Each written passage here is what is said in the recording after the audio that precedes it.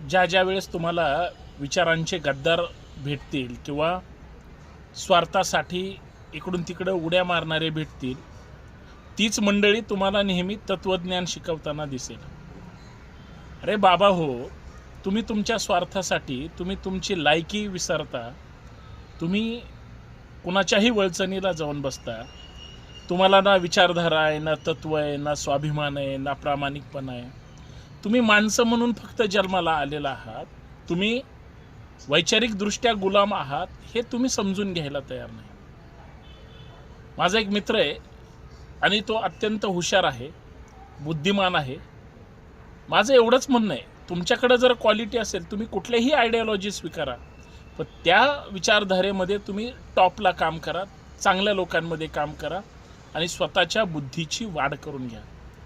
आता जे गुलामीत जगतात, जे लाचारीत जगतात, जे फक्त तळवे चाटण्यासाठी आणि दुसऱ्याचे हातपाय चोपण्यासाठी जर जन्माला आलेले असतील तर तुम्हाला कोण किंमत देणार? आज क्वालिटीला महत्त्व आहे, क्वांटिटीला महत्त्व आहे. तुम्ही जर तिथंच गद्दारी करायला लागलात तर मग गडबड होईल. एक वेळेस क्वांटिटी नसली तरी चालेल, पण क्वालिटी मात्र कुणीच कॉम्प्रोमाइज करू शकत नाही. विचारधारेचं पण तसंच आहे. तुम्ही जर विचारांशी प्रतारणा केली, अरे तुम्ही जर स्वार्थासाठी जर बाप बदलत असाल, स्वाभिमान घाण ठेवत असाल आणि लाचारी करत असाल तर तुमच्यासारखे कर्मदरिद्री तुम्हीच, एवढंच मला सांगायचं आहे. आता ती कर्मदरिद्री कोण हे जर शोधायचं असेल तर कुठल्याही पक्षात, संघटनेत किंवा कुठल्याही टोळीमध्ये तुम्ही अंधभक्त नावाची जमात शोधा, ते तुम्हाला तिथं पाहायला मिळेल.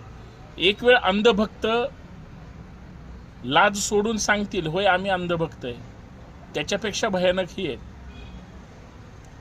आता ते तुम्ही समजून घ्या मला काय म्हणायचं आहे, पण मला जे म्हणायचं आहे ते तुमच्या आसपास घडतंय एवढंच. सुधरा, वेळी चांगली विचारधारा स्वीकारा आणि चांगल्या लोकांच्या संपर्कात राहा. बघा, बदल झाल्याशिवाय राहणार नाही. बऱ्याच लोकांना वाटतं आपली विचारधारा संपली की काय, असं काही नसतं. जे संपलेत ते आज ताकदीनं उभेत, हा निसर्गाचा नियम. लक्षात ठेवा. जय शिवराय.